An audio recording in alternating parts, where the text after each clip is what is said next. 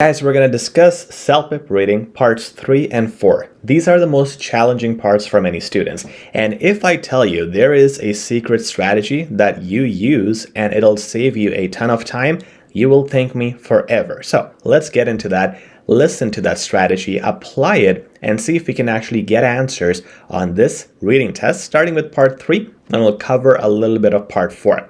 So here you have these paragraphs A, B, C, D. You have to match them with 1 to 9. The answers could be at the start, could be in the middle, could be anywhere. So what you got to do first of all, if you have been following our channel, you know you got to read all the questions first. Read them, but with an intention. And the intention will be, I'm going to read the keywords or the words that could be used in a way that I can find them quickly in the passage. Let me show you what I mean. So if I look at question number 1, it says, bases have interesting tastes and bubble-like texture.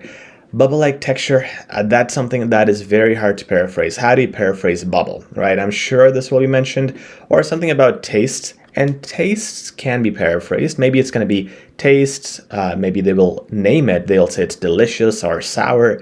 So I'm going to look out for those words. And this way I'm also remembering and almost memorizing the concept because I'm looking at it from different angles. I'm also paraphrasing it multiple times. But again, I haven't given you the strategy on how you can save time. We'll get to that right at the end of the 9th question. So next question is, litmus is manufactured. Now this is about manufacturing. It's very simple. This is something where the factory or manufacturing processes will be mentioned. Or I could also look at this keyword, lichens, whatever it is. They're not going to paraphrase an actual scientific process. Indicators will change color, so something changing color, and an indication of something are the words or concepts I'm looking for. This is something for measurement of ions, so measuring, okay. This is a Latin word, anything in Latin. Latin is the key word. I don't even need to paraphrase it. It's a language. They will obviously say Latin. As soon as I catch it, I'm going to look at 5. Ions, hydroxide ions, they're not going to paraphrase that. It is a scientific term. Acids and bases, they're not going to be paraphrased. Whenever they are mentioned, I'll look at those. Bases, okay, so bases, that means these are in all places. Probably the whole passage is probably about acids and bases. So with that, okay, let me see. The next best keyword for 7 is they work in coordination. So coordination, working together, working in tandem, or a cooperation, anything like that, I'll look for those. Bases are present in most of the beverages, so look for words like beverages, soda, soft drinks. Bases are not naturally occurring indicators, so it could be, now here's the thing, it could be something about naturally occurring. They might just say something completely opposite, that they are manufactured in labs, and that would imply they're not natural. So that could be really highly paraphrased. This one will be tricky, but at least I have something in mind, a reference point to look at when I look at the passage. Now, let's look at A. I'm going to show you how I'm going to read this now because I have a very good idea about the questions. So A says every beverage and other kinds, okay, beverage. All right, so here we have the keyword matching, which was here.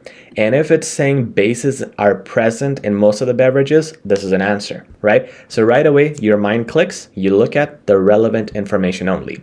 Now, it doesn't say anything like that, but it does say something about taste. It's talking about how beverages have a specific taste to them. And we had something about tastes here. Bases have interesting tastes. So far, though, we don't have any information about bases, so no. They're also talking about sour tastes and stuff, and these are all tricks to make you think that the word tastes is matching, but it's not matching bases.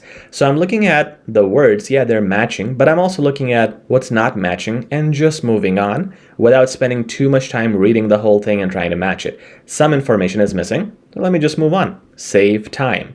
Now, there's also a second taste. It's talking about taste too. It's talking about the sour, bitter tastes, but here is where it's talking about bases. So far it didn't, now it's talking about bases, so this might match this one. All I gotta make sure now is, okay, bases has been checked, tastes has been checked. Is there any bubble-like texture? Not here, not anywhere in this paragraph. So if I just skimming through, looking at it, it's not mentioned. So I can completely ignore this and I can read it fully now and freely for something else, because those things were not mentioned.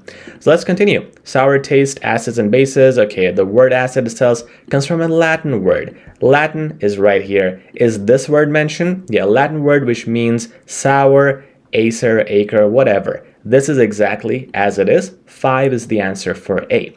And I looked at this quickly because I know that it is matching this one. And I ignored all of this quickly because I tried to match the words that I saw, tastes, bases, but I didn't find bubble. So moved on. Okay, saved time. Let's continue with that approach and strategy. There are natural acids in most of the liquid. Okay, nothing about our keywords is matching right now. Chemically, acids apart. Okay, ions. So hydrogen ions, and we have the release of hydroxide ions. Let's see what the sentence says. Chemically, acids and molecules are split apart in water, releasing hydrogen ions, increasing the number of these ions. This is mentioning the release in water, and that is the correct answer. 6 is A. So again, just reading the points which are relevant. So far, by doing that, we got 5 and 6. So now, again, speaking of the time, I'm going to be faster in B, faster in C, and the fastest at D. Because as soon as I go down the paragraphs, I am reducing my options. Now for B, I have all of them, but I don't have to look at 5 and 6 because I already got the answers. So now I'm just going to look at the other ones. It's going to save me more time. So let's see if we can find something other than that. So again, we have, on the other hand, bases have a bitter taste. So again, this is about bases, which is here, and this is about taste. Do we have bubble-like? Oh, we have something here. We have a soap-like texture. Soap is made of bubbles, but let's see if it says something specific about bubbles. Not really, but if it's saying soap and it has that soapy feel, it means it's bubble-like texture. The answer for 1 is right here in the first 2 sentences of B. And there you go. So every time you stumble across a word, phrase, or concept similar to your keywords, you slow down, you look at it, organize it, and match it. If it's a trick, like above here, there were many tricks. They were repeatedly saying tastes, bases, but they were not saying bubble-like texture, so we kept moving. Move when it's irrelevant, quick, because you don't have time. When it's relevant, slow down and match. But again, reading questions initially helps you do that process so much faster. Now, let's have a look at the next question, or the next part here. This is part 4. This is a debate. Here you see there's a debate between Garrett Rogers, as always 2 people, and Todd Carter. All right. Before we look at the passage, what's the strategy for part 4? The strategy is we look at the questions, just like we did in part 3. That helps you find keywords, then go in the passage and do it much faster and more efficiently. So let's have a look at the first question here. Which of the following claims are arguable? I'm going to do that at the end. Similarly, question number 2, which point do Todd and Garrett probably agree on? I'm going to do that at the end. These 2 questions will make me read everything because this is an overall idea. And to do that, I'm not going to read everything, then do 1 to 2. I'm going to do 3, 4, 5, which may be more specific. Maybe I can find 3 here, 4 here, 5 here. And by doing that, I would have read everything, and then I can simply do 1 and 2. So I'm going to pick those questions, and usually the examiner would put something like this at the start to kind of confuse you. Could be anywhere, could be in the middle too. And if you see it's more of a general question, leave it. Do it at the end. Let me go to question number 3. Which of the following is true about Garrett? Now, Garrett is the person here who is arguing. Let's have a look at Garrett. He's going to continue talking here, is going to continue talking here, and Todd Carter is the next person. So I'm going to read a little bit about Garrett, first 2 paragraphs, then I'm going to look at the options if I can find something. If not, if I still can't, I'll look at the next paragraph as well. But I try to keep information concise. If I read 3 paragraphs, then go look at the options, it's too much information. So I'm going to keep it concise, look at the first 2 paragraphs. And let's have a look at his opinion as well. It says, Garrett Rogers, an avid NBA fan for over 15 years, has been decorating his room with posters of the greatest NBA player of all time, aka the GOAT, as he calls them. We're talking about none other than LeBron James. So this guy loves LeBron James. Okay. It's said that Bryant and Jordan's fans are going to have a fit, but facts cannot be argued. LeBron just has an overall complete player profile. He then goes on to list some of the many successes that have made LeBron a fan favorite. Garrett Rogers, this guy loves LeBron. He's a fan of NBA. We don't know if he's a fan of LeBron. Maybe he's just a reporter. But he's saying that LeBron is the GOAT. And people who are Bryant and Jordan's fans are going to be pretty upset. LeBron has a complete profile as a player, and he lists some achievements. And then he goes on to say, mainly, James is just a better clutch player, according to Rogers. In an under pressure and last-minute situation, he is able to not only use amazing athleticism and playmaking. I'm going over this a little fast to get an idea, but also he's very dominant. He has good tactics mentioned here. Moreover, James has leadership skills. This is not arguable. There's consensus that he was good communication, good motivation, and he lifts up everybody around him. So he's listing the accomplishments of James here. LeBron James, fine. Notice how they say James now. And notice how they say Rogers now instead of Garrett Rogers. They do that a lot in Part 4. They use the first name initially, and then they just use the last name. So don't be fooled by that trick.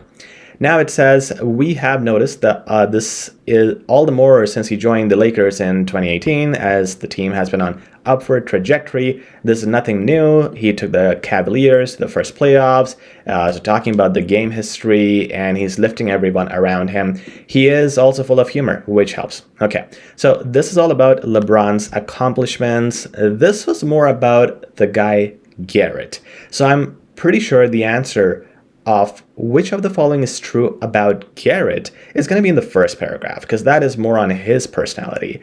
Let's have a look at our options. So we have, he is concerned about other people's opinions, yes, because he did mention that Bryant and Jordan's fans are going to have a fit. So he is talking about other people. That could be an answer. It's not very clear though. I mean, is he saying that I'm really triggered by other people's opinions? Not really. He can be called a LeBron fanatic. Now, that's what I was saying earlier. These wordings can be very confusing. He is an avid NBA fan. Doesn't mean he's a LeBron fan. He could just be a very objective reporter. And these are just facts that he is listing. It doesn't mean that he loves LeBron. He loves the sport. Doesn't mean he loves LeBron or is a fanatic. Those are extreme words, fanatic, like obsessed with LeBron, and we don't have any indication for that. So, next, he cannot acknowledge any of Kobe's accomplishments. Because of that option, I got to read this paragraph. I want to see if he's saying anything nice about Kobe. Kobe, on the other hand, is very selfish. Okay, so he doesn't like him. He further says Kobe has 5 rings compared to LeBron's 3. Okay, so right there, he listed Kobe's accomplishment, that Kobe has more rings. So right away, I'm going to say that this answer is wrong. He did list Kobe's accomplishments. He exaggerates too much. Who are we to say? I mean, even if I didn't look at this, I would not pick this option. You always want to select the specific options. Exaggerates, according to your opinion, maybe he exaggerates. According to my opinion, maybe he does not exaggerate. Maybe he's very objective. So it's not specific, it's very judgmental. Among all of them, this is the answer that I found, and I can be specific that he is concerned about other people's opinions, and I can be specific because I can tell you right here, he is talking about the other people, the other fans who are going to be pretty upset. So that is the correct answer. So I saved time by not looking at everything, by just looking at this part and then reading the relevant paragraphs. When I felt I had to look at this one because of one option, I looked at that. And the good news is I don't have to look at these 3 paragraphs again to answer the other questions. I have read them. Now I'm going to go to question number 4, read whatever else I have to match, and move quickly. But there's a strategy. You could have read questions 3 and 4 together, and that would have helped you answer 4 as well. Similarly, for 5, there's a time-saving strategy, but this video is already more than I wanted it to be. So let's pause this video here. We'll continue this in part 2 coming up in just 2 days. We'll talk about questions 1 to 5 and 6 to 10. So please like, share, subscribe. Also, if you want tips, tricks, mock tests like these, which are extremely challenging, free feedback, and a lot more offers, check out our CELPIP 15-hour course in the description. Guaranteed results. If you fail, you get all your money back. That's how confident we are. 65,000 students have already enrolled. What are you waiting for? Check it out in the description.